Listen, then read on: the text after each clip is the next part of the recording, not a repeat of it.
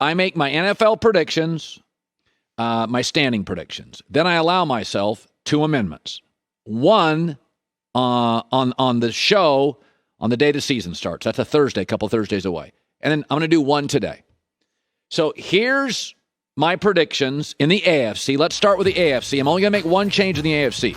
So in the East, I think it's pretty easy. Bills are the best team. Jets are the worst. I'll take Dolphins over the Patriots based on their offensive weaponry.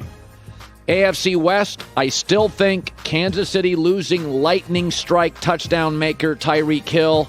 It hurts. And I think Russ in Denver is going to pop. No changes there. I don't love the South, and I don't love the Colts. I think they need 2 more receivers and another corner, but they're the best of a wonky division. Here's my change, my one change, what I've seen so far. That's the AFC North. I'm going to move the Ravens from 3 to 2 and the Steelers from 2 to 3. Why? Because I've watched the Steelers' offensive line, and they still can't figure it out. This is the 3rd year. They're making changes, and they can't get it right, and they don't know who their quarterback is. Baltimore, meanwhile, they lost a lot of really high-end players last year, like Ronnie Stanley, Jimmy Smith, Marcus Peters to injury. They're much healthier. They've got better offensive line play to protect an MVP-level quarterback. So I've got Bengals, Ravens, Steelers, Browns. Ravens surpass the Steelers. Let's go to the NFC. Couple changes here. So for anybody listening on radio, I had the Eagles, Cowboys, Commanders, Giants in the East. Vikings, yes, the Vikings. Packers, Lions, Bears in the North. Rams, Cardinals, Niners, Seahawks in the West. And the Bucs winning. Everybody else is rebuilding. Saints, Panthers, Falcons. Saints don't think they're rebuilding, but with Jameis Winston at quarterback, you're kind of rebuilding, right? So I got 2 changes in the NFC. I'm going to move the New York Giants from 4th to 3rd and the Commanders from 3rd to 4th. First of all, Carson Wentz has not had a great camp. All we've heard is negativity. Chase Young won't play for a month. He's on the PUP list. That's not great. Also, let's be honest about the Giants and Brian Daboll. Daniel Jones has had a very good preseason. He's completing 77% of his passes. And it's never been a size thing. It's never been an athletic thing. He's just not been an accurate thrower of the football.